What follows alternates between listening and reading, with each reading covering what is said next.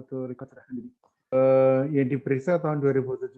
Kemudian pertanyaan A, kemudian dia menemukan ada yang belum diungkap di tahun 2016. Jadi tepat tidak keputusan manajemen untuk melakukan pembetulan SPT 2016? Tepat, Pak. Tepat, Pak. Dasarnya mana? Dasarnya apa? Dasarnya pasal 8 Undang-Undang KUP pasal ayat 8 3, ayat Pak. 1, Pak.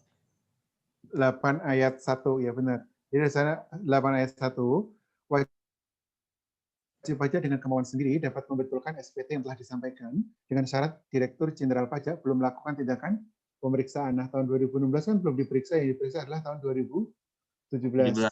Jadi dia boleh melakukan pembetulan. Kemudian berapa kurang bayarnya? 444 juta, Pak. Penjualan ekspor yang belum dilaporkan berapa tahun 2016? 850 juta, Pak. 850, kemudian ditambah untuk kepentingan pribadi pemegang saham. 350, Pak. Oh, Ya, jadi dapatnya berapa? 300. 300 juta. Karena ini pembetulan sendiri, jadi dia akan melakukan setoran pembetulan 300 juta. Kemudian Ada dendanya, Pak. Oh iya, sebentar. Yang kan itu belum, kalau denda kan dia harus diterbitkan oleh STP dulu sama KPP mana ini? KPP Jakarta Kebayoran Baru 3, dia akan menerbitkan STP setelah WP-nya mengajukan pembetulan SPT. Dendanya berapa? 144. 144. Dihitung dari mana dendanya? 2% kali 2 tahun, Pak. 2 tahun. Ini kan dia saat jadi berdasarkan pasal 8 ayat 2 dan 14 ayat 1, dia dihitungnya 8 ayat 2 apa dibilangnya di sana? 2% per bulan Dari batas waktu penyampaian SPT sampai tanggal pembayaran. Tanggal pembayaran. Jadi dihitung dari 30 April 2017 sampai dengan tanggal pembayarannya kapan? Maret 2019. 25 Maret 2019, Pak. Ya, berapa bulan itu? 23. 23. Ya, 23 bulan. Jadi 138 juta. 138 juta. Oke. Wah, jadi sebulan. Kenapa? Pak. Ya. Maaf mau nanya. Itu Ya, bukannya batas waktu penyampaian Maret ya, Pak? April pembayarannya. Batas waktu penyampaian SPT badan kapan? Bukan setiap tanggal 31 Maret, Pak. Bukan, itu kan SPT orang pribadi. Kalau badan 30? Badan, oh iya, April. 30 April. Oke. Kemudian yang B, tepatkah keputusan manajemen untuk tidak melakukan pembetulan SPT tahunan tahun 2017? Tepat, Pak. Kurang tepat, karena Pak. dia sudah diperiksa kan ini? Iya, Pak. Sudah diperiksa. Dia boleh nggak melakukan pembetulan? Boleh. Boleh, Boleh Pak. nggak tidak melakukan pembetulan? Boleh. Pertanyaannya, Boleh juga, boleh Pak. nggak melakukan pembetulan? Boleh. Boleh, Pak. Tidak boleh. Kan 8 ayat 1 dibilang wajib pajak dapat melakukan pembetulan dengan syarat Direktur Jenderal Pajak belum melakukan tindakan pemeriksaan. Ini kan BPS sudah diperiksa tahun 2017 kan? Tapi yang ayat selanjutnya, Pak? Iya. Sebentar, yang ayat selanjutnya adalah ayat berapa? Ayat 2 dan ayat, kalau nggak salah. Bukan, ayat 2 dia membetulkan sendiri, dia kena Ayat 3, Pak. Ayat 4. Ya, jadi ini yang berlaku adalah 8 ayat 4. Walaupun Direktur Jenderal Pajak telah melakukan pemeriksaan dengan syarat Dirjen belum menerbitkan SKP, wajib pajak dengan kesadaran sendiri, bukan melakukan pembetulan, tetapi melakukan apa ini? Mengungkapkan dalam laporan tersendiri tentang ketidakbenaran pengisian SPT. Jadi ini pengungkapan ketidakbenaran, bukan pembetulan SPT. Kemudian sanksinya diatur di mana? Kalau 8 ayat 4, ada di 8 ayat 5, Pak. 8 ayat 5. Jadi sanksinya di sini 8 ayat 5, karena berapa itu? 100. Berapa? 50%, Pak. 50%. Jadi kurang bayarnya tadi berapa? Yang 2017 berapa kurang bayarnya? 1,2. Sebentar, di tahun 2017 koreksi positifnya berapa kalau dia mengungkapkan sendiri? 25% kali berapa itu yang penjualan ekspor yang belum dilaporkan tahun 2017? 1750. Ya, ditambah untuk kepentingan 500. 500 ribu berapa? 2250. 2,2. Iya, kali 25% berapa? Jadi kurang bayarnya berapa?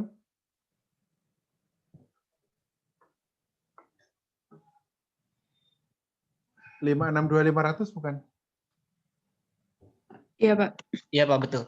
562.500 kemudian ditambah sanksi pasal 50. 8 ayat 5, sanksi kenaikan 8 ayat 5 dibilangnya apa?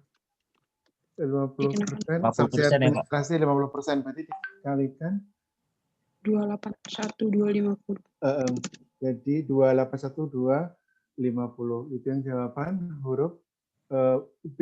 Jadi dia tidak boleh melakukan pembetulan, tetapi dia mengungkapkan ketidakbenaran dalam laporan terpisah di pasal 8 ayat 4 dan pasal 8 ayat 5 Undang-Undang KUP. Kemudian yang C, kalau dia terkait tindak pidana, bagaimana kalau terkait tindak pidana? Mengacunya ke mana? Pasal 3, Pak. 8 ayat? 8 ayat 3. 8 ayat 3. Jadi 8 ayat 3, kalau dia pidana, dia walaupun telah dilakukan tindakan pemeriksaan, tetapi ketika belum dilakukan penyidikan, dia boleh juga mengungkapkan ketidakbenaran, tapi hanya yang terkait pasal 38. Sanksinya berapa? 150%. 150%. Jadi berapa yang kurang bayarnya sama 562.500.000, kemudian ditambah sanksinya 150% kali 562.843.750. Pak, Oke, tapi itu yang nomor 1. Pak, ini termasuk kriteria karena kealpaan ya, Pak? Karena kan pasal 8 ayat 3 bukannya karena kealpaan doang ya. Isinya apa pasal 38? Kenapa? Karena kealpaannya dia tidak menyampaikan SPT dengan apa tuh? Ada kan di sana? Pasal 38. Kayak Pak, bentar saya buka dulu. Ada kan di sana tidak menyampaikan SPT atau menyampaikan SPT tetapi isinya tidak benar atau tidak lengkap. Melampirkan keterangan yang tidak benar, ini kan karena kealpaannya, tetapi yang isinya tidak menyampaikan SPT atau menyampaikan SPT tapi isinya tidak benar atau tidak lengkap atau melampirkan keterangan yang isinya tidak benar atau lengkap seterusnya. Kalau dengan sengaja, ini juga kalau dengan sengaja gimana nanti? 39 nggak sih, Dia Pak? akan masuk ke apa? Iya, 39. Tetapi kalau 39 berarti nanti jatuhnya kemana? Jadi nanti dia ke penyidikan kalau yang ini. Tapi ini untuk 8 ayat 3, ini dengan asumsi dia karena kealpaannya, dia sudah, tapi umumnya kalau dia berniat mengungkapkan ketidakbenaran, dia berlaku 8 ayat 3. Tapi ini kan memang berbeda tipis kan antara kealpaan dengan sengaja kan ini ya. Kealpaan adalah di penjelasannya dibilang berarti tidak sengaja, lalai atau tidak hati-hati atau kurang mengindahkan kewajibannya sehingga perbuatan tersebut dapat menimbulkan kerugian pada pendapatan negara. Kalau dia karyawan baru itu berarti nggak termasuk kriteria kealpaan kan ya, Pak? Kealpaan. Kan dia nggak tahu apa-apa. Ini kan SPT tahunan. yang diperiksa kan SPT tahunan PPh badannya kan, bukan karyawannya kan. Lagian karyawan kan yang tanggung jawab siapa sih kalau SPT? Perusahaan, Pak. Direkt yang tanda tangan. Pasal SPT. berapa itu? Pasal 30? 32.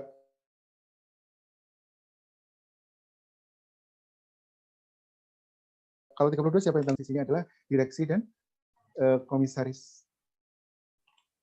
Oh, jadi nggak ngaruh ya, Pak? Nggak ngaruh. Ya, jadi soal nomor 2, ini tentang ciptaker. Jadi gimana ini mekanisme penghitungan sanksinya? Kalau 8 ayat 2 tadi, gimana caranya? 2%. Suku bunga acuan. Suku bunga acuan, Pak. Gimana? Suku bunga acuan plus 5%. Plus 5% dibagi? 11. Dibagi 12. Jadi ini yang membedakan dengan Undang-Undang KUP yang lama. Jadi yang pasal 8 ayat 2, kalau yang 8 ayat Tiganya gimana? 100%, Pak. Sebelumnya 150. 150%, sekarang menjadi 100. Kalau 8 ayat 5-nya? 2% juga, Pak. Hah? Suku bunga acuan, Pak. Maksud saya. Suku bunga acuan plusnya berapa kalau yang 8 ayat 5? Kalau tadi kan uplift-nya yang 8 ayat 2, 5% dibagi 12. 10%, Pak. Hah?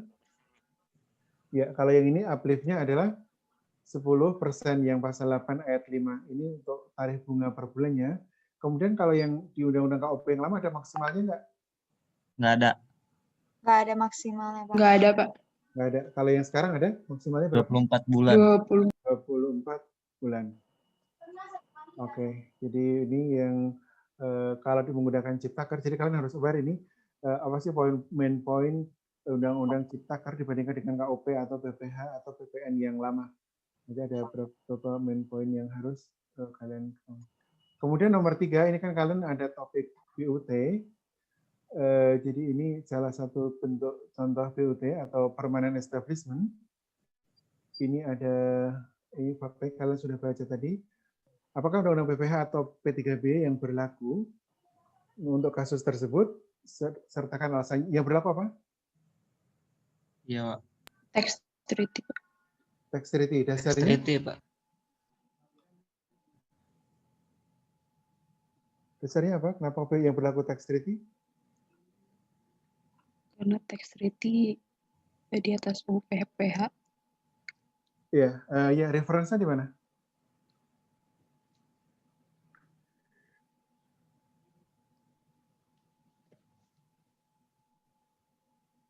Jadi referensinya ada di pasal 32 Undang-Undang PPH.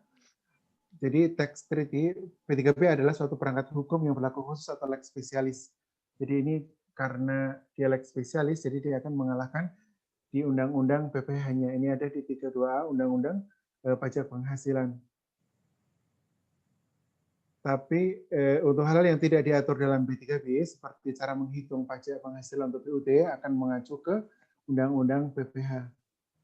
Kemudian yang B, tepatkah keputusan EGZ Limited Jepang untuk mendaftarkan cabangnya di KPB Badura?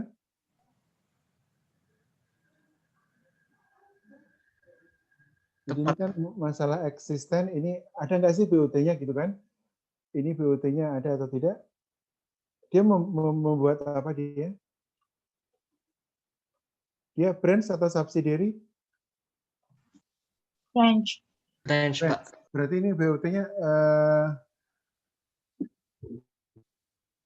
ini kan berarti kita mengakses ada BUT atau tidak mengacu ke P3B Indonesia Jepang.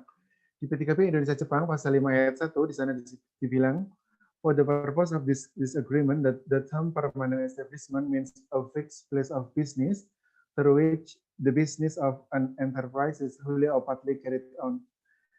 Kemudian dia ini menempati gedung di Jalan Saharjo, berarti ada fixed place. Fixed place yang tersebut digunakan untuk kantor sekaligus showroom mobil. Berarti ini kriterianya terpenuhi.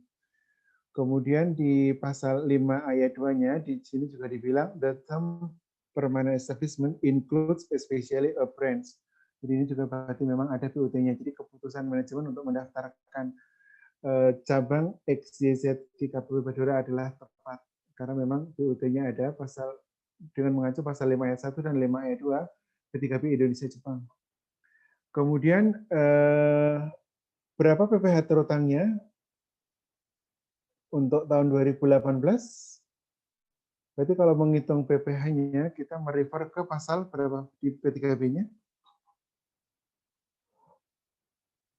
Pasal 7 ayat 1 P3B Indonesia Jepang dibilang ini jenis, kalau di Undang-Undang PPH kan jenis-jenis penghasilan BUT ada 3, atribusi faktual, kemudian effectively connected income, sama force of attraction. Kalau P3B Indonesia Jepang, apa yang berlaku di sana? Apakah tiga-tiganya atau hanya apa yang berlaku? Atribusi faktual saja atau gimana? Coba di pasal 7 ayat 1 dibilang if the enterprise carries on a business as aforesaid, the profit of the enterprise may be taxed in that other contracting state, but only so much of them as it is attributable to permanent establishment. Jadi gimana ini maksudnya?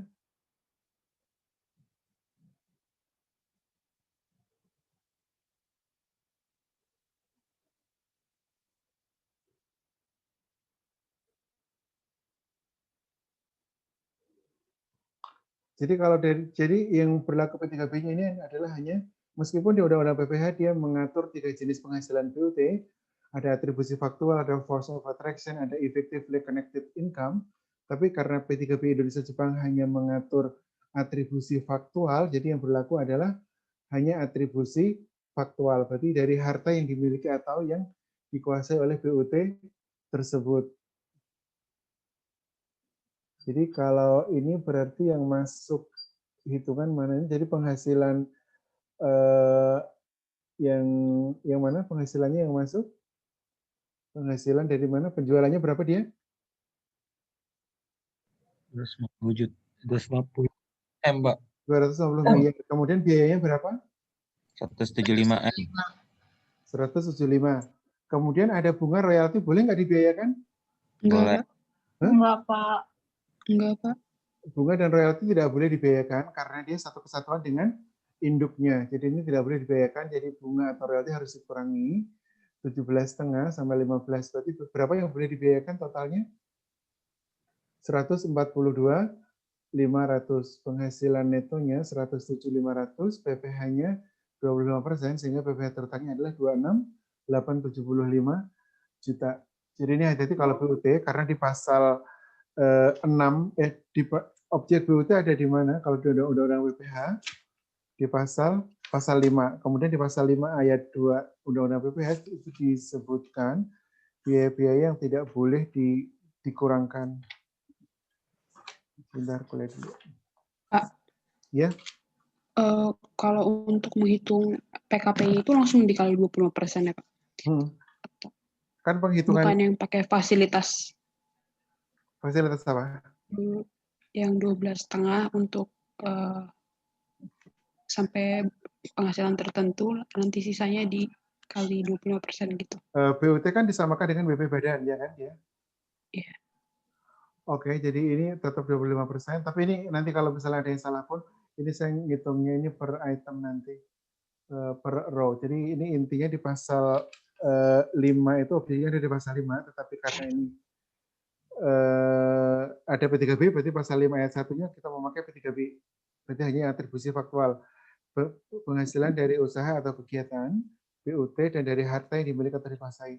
Kemudian di pasal 5 ayat 3 disebutkan pembayaran yang tidak boleh dikurangkan adalah contoh di pasal 5 ayat 3 huruf B, tidak boleh dibebankan, di sini ada royalti, kemudian imbalan sehubungan dengan jasa manajemen, dan bunga ini tidak boleh dibiayakan. Kemudian ada nggak PPh pasal 26 yang terutang? Nggak ada, Pak. Tidak ada? Royalti, Pak. Royalti, Pak. Jadi yang apa itu pembayaran bunga terutang nggak? PPh pasal 26. Kenapa Enggak, tidak? Pak.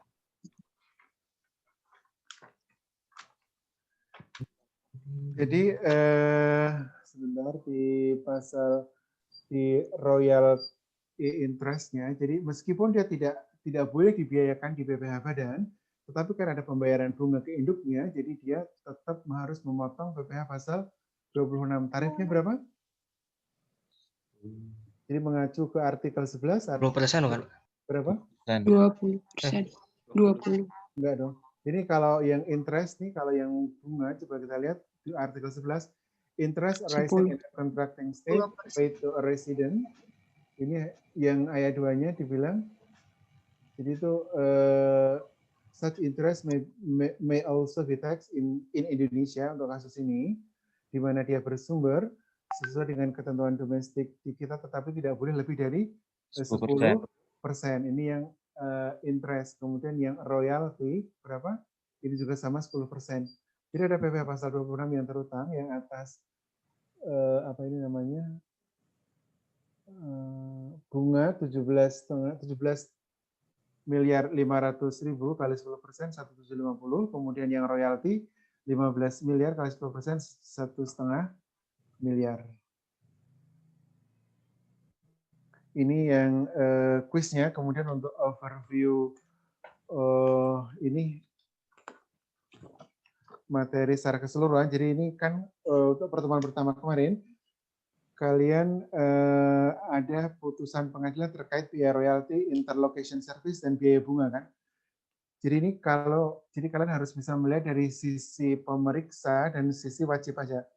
Jadi kalau dari sisi pemeriksa, ini alasannya apa sih pemeriksa mengkoreksi ini biaya royalti, interlocation service, biaya bunga, dan alasannya apa?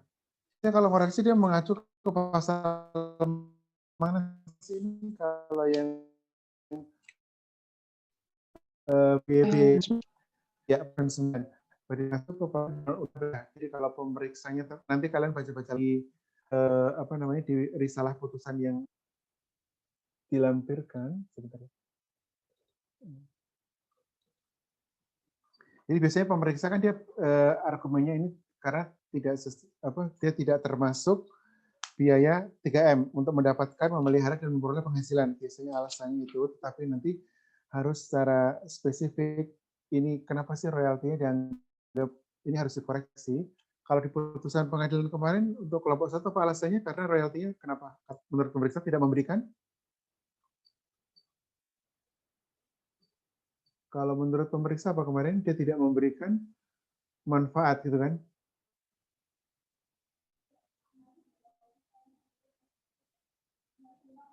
Tidak memberikan manfaat ke wajib pajak. Ini royalti kan terkait intangible property. Jadi intinya pemeriksa akan mengoreksi dengan menggunakan pasal 6 ayat 3.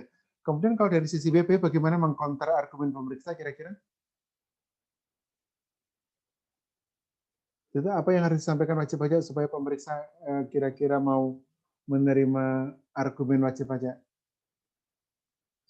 Menggunakan pasal yang sama atau tidak kira-kira wajib pajaknya?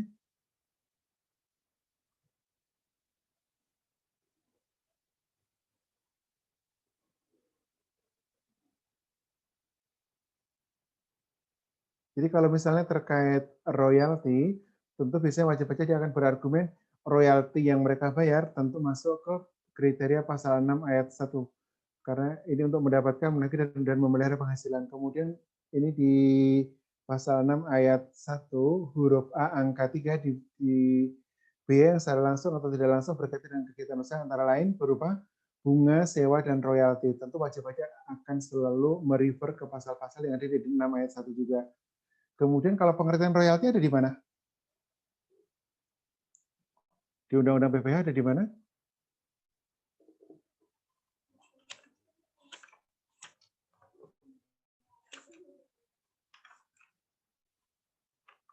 Pasal 26. Kok royalti pasal 26? Ini kan untuk membiayakan kan, bukan 26. Kalau 26 kan pemotongan tadi. Kalau untuk membiayakan yang boleh dibiayakan di pasal berapa tadi? Pasal 6 dan pasal 9 kan. Kalau yang pengertian royalti sendiri ada di mana? Ada di pasal 4, itu ada royalti, itu sebagai objek pajak, dia ada pengertian royalti, kemudian penjelasannya ada di sana. Apa sih maksud royalti? Pasal 4 ayat 1 huruf H, itu ada di sana, di royalti segala macam. Nanti berarti BP-nya harus berargumen, ini royalti adalah pengertian ini, kemudian yang dia harus membuktikan bahwa memang royalti tersebut memang memberikan manfaat, karena penggunaan intellectual property right memberikan manfaat langsung ke wajib pajak yang bersangkutan. Kemudian kalau yang interlocation charges, kira-kira pemeriksa argumennya apa kalau koreksi? Dari case kemarin, ada marketing and sales fee, kemudian ada accounting and administrative fee, kemudian ada interest expense.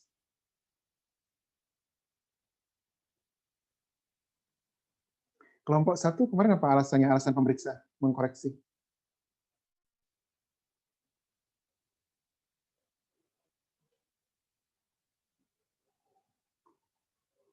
Jadi ini hati-hati ini interlocation services, biasanya ini pemeriksa akan memandang ini hanya sebagai alokasi biaya untuk kantor pusat, dan kantor pusat sebenarnya menurut pemeriksa dibilang do nothing karena ini hanya tidak ada eksistensi dan tidak ada manfaat ekonomi untuk wajib pajak dari pembayaran tersebut. Biasanya pemeriksa akan berargumen ini wajib pajak sudah punya fungsi-fungsi sendiri, kenapa harus membayar fungsi yang sama untuk ke holdingnya.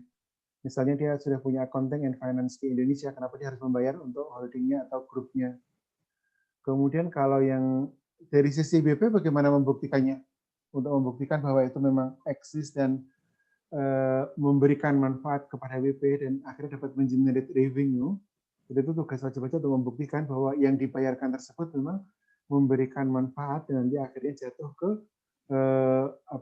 yang kriteria 3M tadi, mendapatkan, memperoleh dan memelihara penghasilan. Jadi itu wajib pajak harus bisa meyakinkan pemeriksa dengan bahwa biaya tersebut memang masuk kriteria 3M.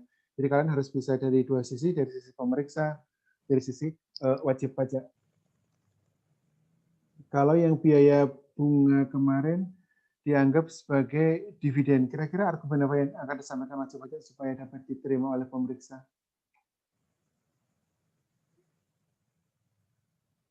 Yang biaya bunga tersebut dianggap dividen terselubung kan kemarin di putusan Mahkamah Agung. Jadi apa argumen pemeriksa kira-kira?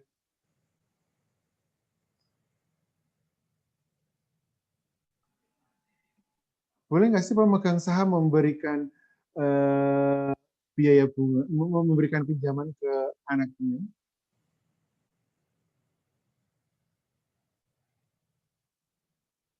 Ke anak perusahaannya? Boleh, tentu ada beberapa syarat yang harus dipenuhi. Salah satunya modal di store-nya sudah di store penuh. Jadi kalau misalnya modal di store-nya belum di store penuh, tapi dia memberikan pinjaman, maka nanti pinjaman tersebut akan dianggap sebagai penyetoran modal. Sebagai penyetoran modal dan atas atas biaya bunganya akan dianggap sebagai dividen. Kalau dividen, berarti dia tidak boleh dikurangkan dari penghasilan. Itu salah satu alasan pemeriksa. Terus nanti berarti dari sisi wajib pajak harus memberikan argumen kira-kira apa yang membuktikan ini sehingga memang pemberian bunganya ini valid. Kemudian kalau terkait transaksi TP, ini kan ada terkait TP ya kemarin ya. Kalau dari sisi wajib pajak, kira-kira apa yang akan di dokumen apa yang akan membuktikan ini TP-nya ini arm's length?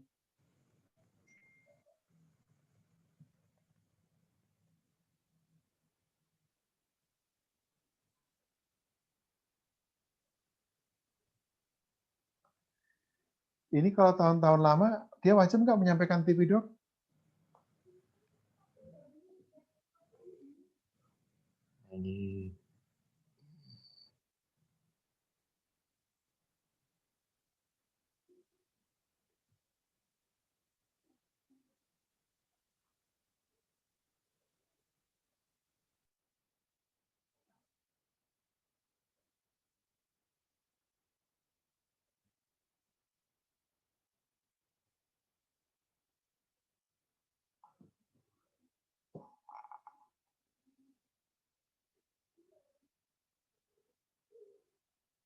Jadi kalau terkait nanti dibaca-baca lagi di risalah putusannya itu, jadi kira-kira apa yang harus di-provide wajib pajak untuk meyakinkan pemeriksa kalau dalam tahap masih pemeriksaan. Kemudian kalau dalam dia sudah keberatan atau banding, tentu di tahap-tahap berikutnya juga harus di-provide untuk membuktikan transaksinya memang arm's length atau sesuai dengan prinsip kewajaran dan kelaziman usaha. Tentu pemeriksa juga mempunyai alasan yang berbeda. Ini kenapa tidak arm's length? Dia mungkin sudah punya beberapa comparable, sudah mungkin kalau dari sisi pemeriksa nanti pemeriksanya sudah melakukan VAR analysis, kemudian melakukan function, asset, and risk. Kemudian ada nggak kemungkinan kira-kira dia akan profit shifting ke low tax jurisdiction dan seterusnya. Ini analisis dari sisi pemeriksa dan sisi wajib pajak. Kemudian ini untuk pertemuan pertama, nanti kalian lihat lagi kira-kira apa yang Jadi ini harus dari point of view 2, dari sisi pemeriksa dan dari sisi wajib pajak. Kemudian yang terkait tindak pidana dulu yang pertemuan keempat kemarin. Kalau tindak pidana di Undang-Undang KUP kita yang lama, ada berapa jenis sih sebenarnya tindak pidana itu? Ada yang di pasal berapa aja kalau tindak pidana?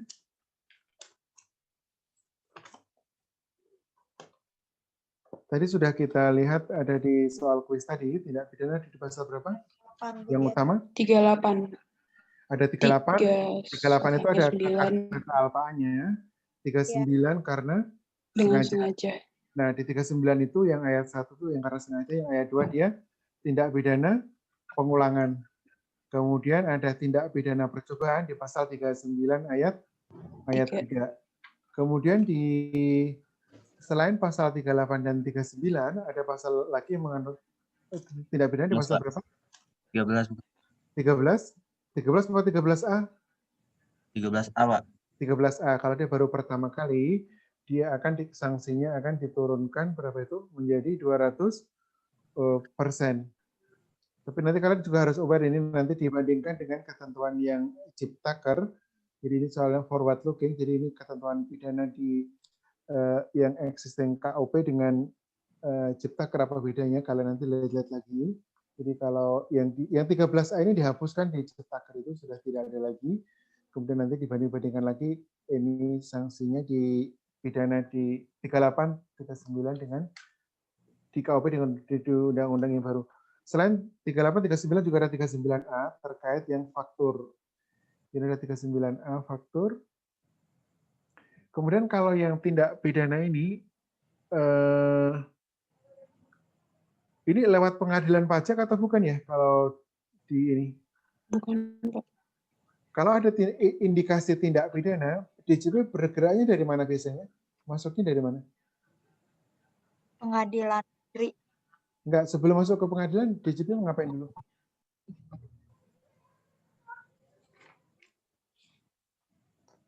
Bukti permulaan.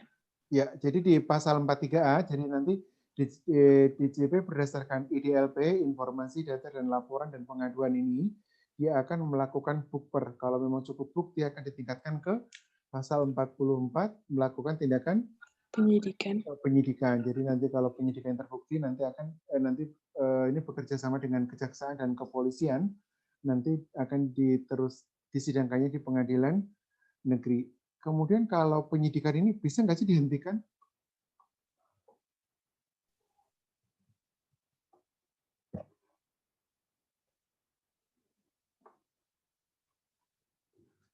Bisa, Pak. Bisa. Kenapa bisa? Alasannya? Pasal 44A tidak cukup bukti. Ya, tidak cukup bukti. Nah, ini ya benar ada di pasal 44A.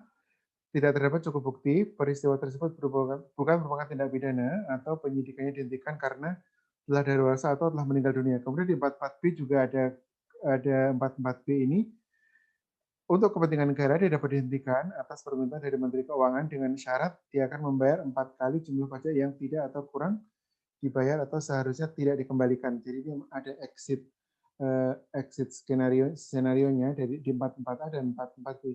Tapi kalau di 44A, sedangkan ini kalau kalian sebagai akademisi, kan tadi dia untuk dapat disidikkan sangat rigid kan, dia harus ada IDLP dulu di pasal 43A. Make sense nggak sih kalau tiba-tiba dihentikan, tetapi dia alasannya hanya tidak terdapat cukup bukti. Padahal di 43A kan dia sudah sangat ketat kan, dia ada IDLP dulu. Kalau memang tidak memenuhi itu, dia tidak akan dilanjutkan ke level penyidikan. Tetapi di sini memang dibuka kemungkinan lagi di 44A, kemungkinan dihentikan, kemudian yang di 44B dihentikan, tapi alasannya untuk kepentingan penerimaan negara. Nah ini di 44B ini, di Undang-Undang Ciptaker ini sanksinya juga ada berubah, nanti kalian cek lagi, ini apa main point terkait yang pidana. Jadi kalau pidana itu dari berawal dari 38, 39, 39A, 13A, kemudian nanti dilanjutkan dengan 43A, kemudian ada 44, 44A, 44B. Sampai di situ terkait tindak pidana nanti kalian ini pertemuan keempat. Ini tindak pidana. Kemudian kalau terkait nah, digital ekonomi ini digabung sama BUT. Ini undang-undangnya berapa ini kalau yang digital ekonomi yang paling apa namanya? Undang-undangnya nomor berapa? Perpu berapa sih dia? Undang nomor 2 tahun 2020. Ya, Undang-Undang nomor 2 tahun 2020 tentang penetapan Perpu nomor 1 tahun 2020. Jadi kalian harus familiar dengan dua undang-undang. Yang pertama adalah Undang-Undang nomor 2 tahun 2020. Kemudian yang kedua Undang-Undang Ciptaker nomor berapa? Nomor 11 tahun 2020 itu yang Ciptaker. Nah, ini kita yang ke Undang-Undang 2 tahun 2020. Di sana diatur yang apa sih yang diatur paling utama apa di sini di terkait perpajakan? Yang paling fundamental di Undang-Undang nomor 2 ini PPN adalah perlakuan perpajakan atas kegiatan PMSE. Nah, ini di pasal 6 itu dibilangnya, jadi nanti kalian harus familiarin dengan Undang-Undang nomor 6, Undang-Undang nomor 2 tahun 2020 di pasal 6 itu pengenaan PPN, tapi harus kalian perhatikan PPN di sini yang dikenakan apa sih objeknya? Hanya pemanfaatan BKP tidak berwujud dan atau JKP dari luar daerah pabean di dalam daerah pabean melalui PMSE. Yang kedua PPH. PPH ini yang paling signifikan apa nih?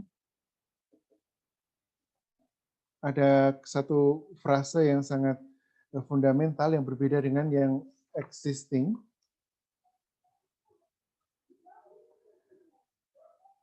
Ini pengenaan PPH atas transaksi elektronik atau pengenaan PPH atas transaksi elektronik atas kegiatan PMSE yang dilakukan oleh subjek pajak luar negeri yang memenuhi ketentuan kehadiran ekonomi signifikan. Ada nggak yang terkait BUT di sini?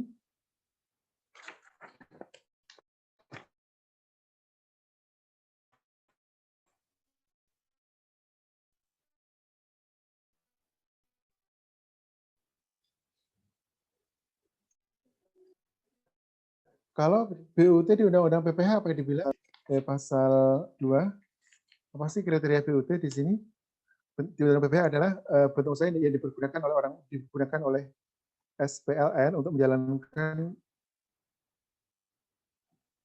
usaha atau kegiatan di Indonesia.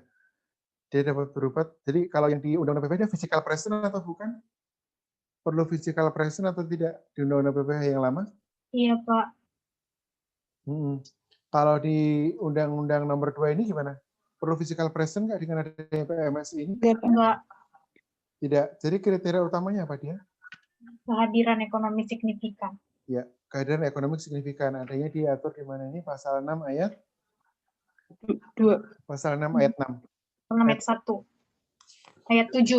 Ya, pasal 6 ayat 1, kemudian di pasal 6 ayat 6 dijelaskan di sini, pedagang luar negeri, penyedia jasa luar negeri, dan atau PPMSE yang telah memenuhi kehadiran ekonomi signifikan dapat diberlakukan sebagai BUT dan dikenakan PPH. Nah, apa sih kehadiran ekonomi signifikan? Dijelaskan di pasal 7, kehadiran bruto, kemudian konsolidasi grup sampai jumlah tertentu, penjualan di Indonesia sampai jumlah tertentu, kemudian pengguna media aktif sampai jumlah tertentu. Nah, ini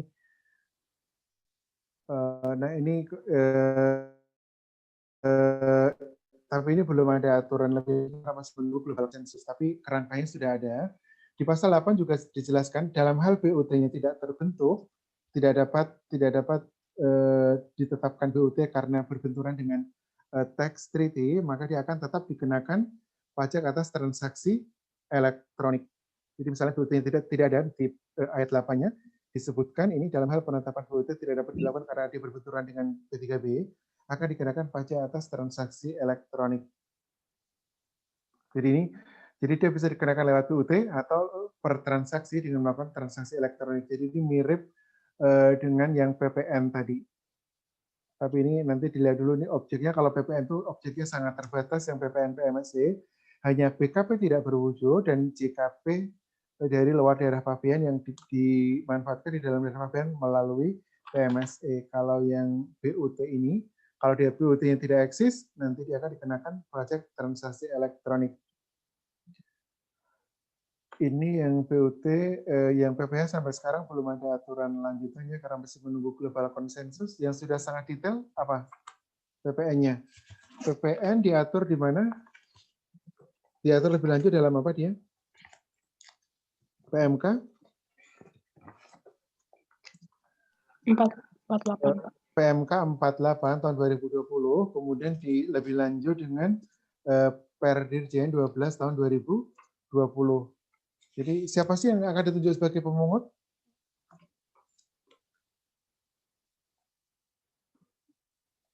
Jadi ini karena VAT kolektornya dari luar negeri, nanti akan ditunjuk beberapa pemungut. Siapa yang jadi ditunjuk pemungut adalah ada di Per 12 ini, di pasal 3, Dirjen Pajak menunjuk pelaku usaha PMSE sebagai pemungut yang telah memenuhi kriteria tertentu. Apa sih kriterianya? Ini yang kriterianya ada di pasal 4-nya. Nilai transaksi dengan pembeli di Indonesia melebihi 600 juta dalam 1 tahun atau 50 juta dalam 1 bulan. Kemudian atau traffic penghasilan desa melebihi 12.000 dalam 1 tahun atau 1.000 dalam 1 bulan. Ini batasan-batasan pemungut PPN. Nanti kalian harus jadi ini dilihat lebih detail lagi apa sih ini. Jadi ini objeknya apa kalau PPN PMSE ini? Ini objeknya ada di pasal 3 PMK tersebut. Jadi objeknya adalah pemanfaatan BKP tidak berwujud ada di pasal 3 ayat 1, kemudian di ayat 2-nya dibilang termasuk pemanfaatan barang digital. Jadi ini digitalnya bukan yang utama, tapi ini hanya tambahan. Jadi ada intinya di pasal 3 ayat 1, kemudian ditambah yang digital. Kemudian yang terkait jasanya, JKP-nya diatur di mana?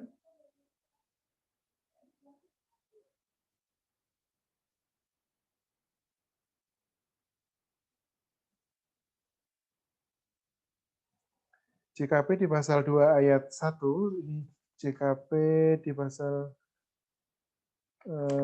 kalau JKP itu tidak secara detail, JKP itu termasuk jasa digital. Jadi ini kalau kriteria-kriteria ada di PMK, kemudian diatur lebih lanjut di Perdirjennya. Nanti kalian lihat lagi. Jadi kalau ini nanti yang terkait ini juga perlu diperhatikan di skemanya. Jadi kira-kira kalau skema pengenaan yang waktu itu pernah dibahas juga.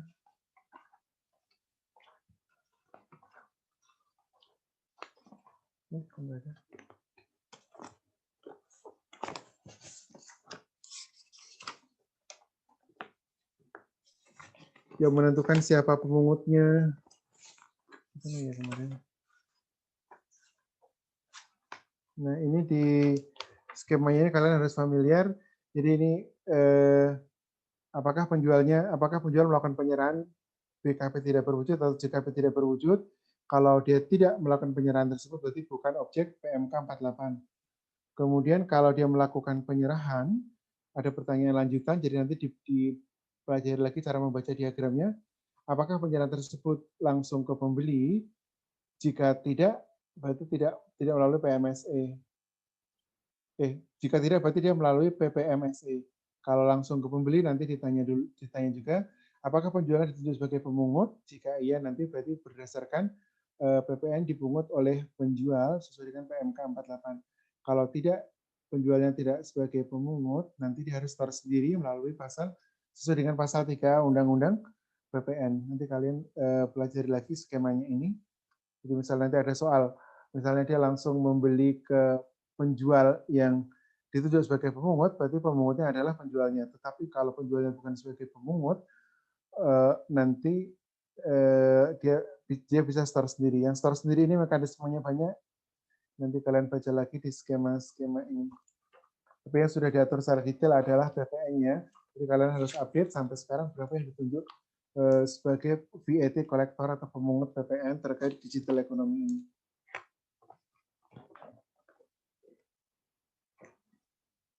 Kemudian terkait Ciptaker juga kalian harus beberapa poin yang perlu di-highlight. Sebentar.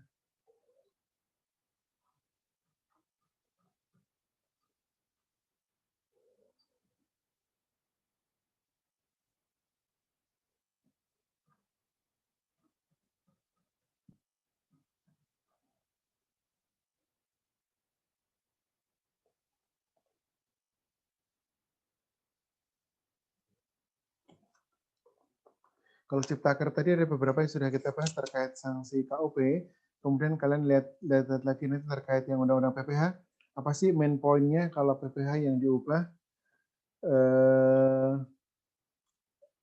di undang-undang Ciptaker. Kemudian kemarin pernah kita bahas juga terkait di sini dijelaskan apa sih yang WNA, WNI, ada kata-kata seperti itu. Kalau sebelumnya dia tidak mengenal kewarganegaraan, tapi di sini diperjelas di undang-undang Ciptaker itu.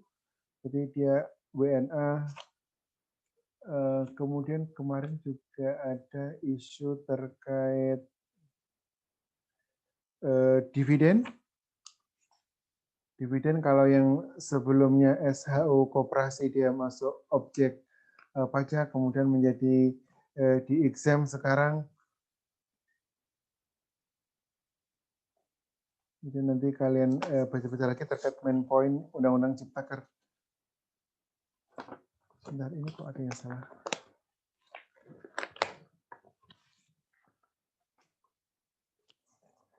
Kalau di KUP tentu sangat banyak terkait pengenaan sanksi tadi sudah kita bahas. Kemudian kalau PPN kemarin yang paling terkenal apa kalau PPN?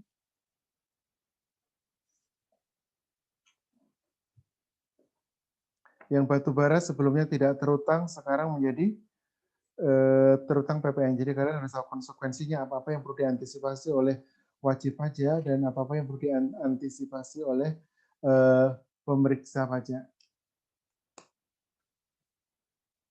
Kemudian kemarin juga ada dibahas isu terkait apakah Ciptaker ini membawa kita bergeser ke teritorial. Jawabannya gimana kemarin? Apakah kita bergeser ke teritorial dengan Ciptaker?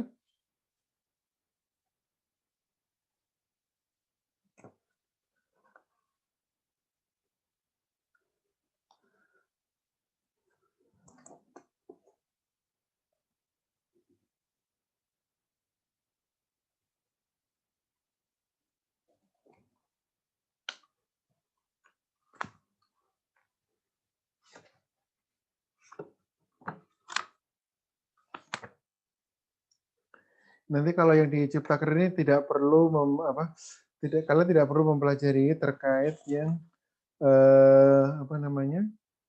pajak daerah dan retribusi daerah. Jadi cukup undang-undang PPH, PPN dan PPH, PPN dan KUP. KUP tadi sudah bersinggungan dengan yang soal-soal di atas. Kemudian nanti cari main point yang terkait PPH dan PPN. Kalau PPN kemarin yang paling dominan adalah yang pengkreditan pajak. Pengkreditan pajak masukan sebelum beroperasi komersial juga ada salah satu main point terkait PPN. Kalau yang PPH kemarin yang dividen juga sangat banyak skemanya, dari slide-slide dari DC itu juga banyak ini terkait yang dividen. Apakah yang dividen dari luar negeri atau dividen dari dalam negeri, nanti kalian pelajari lagi.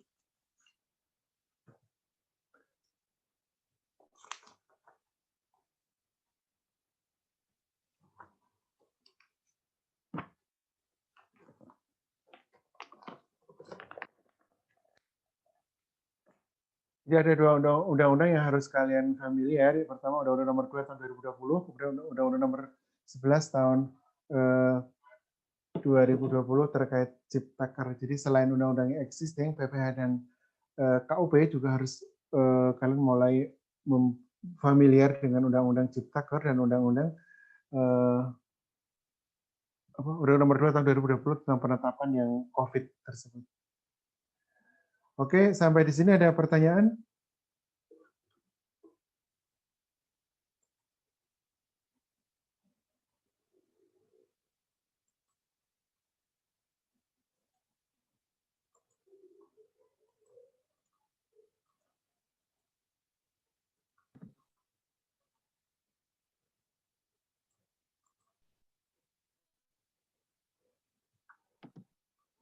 Kalau tidak ada, saya cukupkan sampai di sini. Good luck untuk UAS-nya, jadi mungkin juga tidak terlalu susah, jadi nanti inilah tidak perlu takut, tidak terlalu susah, medium lah soalnya. Tapi Pak Waluyo kok belum upload nilai sampai sekarang ya? Harusnya sih sudah ya. Sampai sekarang pokoknya belum upload nilai UTS. Aduh, Menyeramkan, Pak. Jadi kalau belum upload kan nanti saya takutnya nanti uploadnya bareng kan nggak ketahuan ini kalian nilainya jangan-jangan nanti terlalu bagus atau terlalu gimana gitu kan. Hah? Dari Pak Waluyo nanti kalau misalnya terlalu jelek saya tidak akan terlalu strict menilainya. Kalau medium-medium ya biasa-biasa saja, tapi kalau misalnya terlalu bagus nanti saya harus memberikan sedikit adjustment gitu katanya. Kayaknya Oke. nggak bagus deh, Pak. Oke, terima kasih banyak. Sampai kalian kapan ujian? Tanggal berapa? Minggu kedua atau minggu pertama? Minggu Tanggal 11 tanggal kayaknya. Minggu 11, kedua Pak. Januari ya? 11 Januari kayaknya. Oke. Oh iya Pak, mau tanya dulu Pak, file kuis saya udah masuk belum ya Pak? Siapa? Raka udah. Raka, oh, iya. Yang Terima terakhir kasih, ini Pak. Elmi, Raka, Fahma. Fahma ada 2 sampai ada 2 ini. Fahma, Rizky, Ramadan, Jasmine udah. Oke, terima kasih banyak. Terima Good luck kasih, Pak. puasa ya. Terima kasih. Wassalamualaikum warahmatullahi wabarakatuh. Waalaikumsalam. Terima kasih, Pak.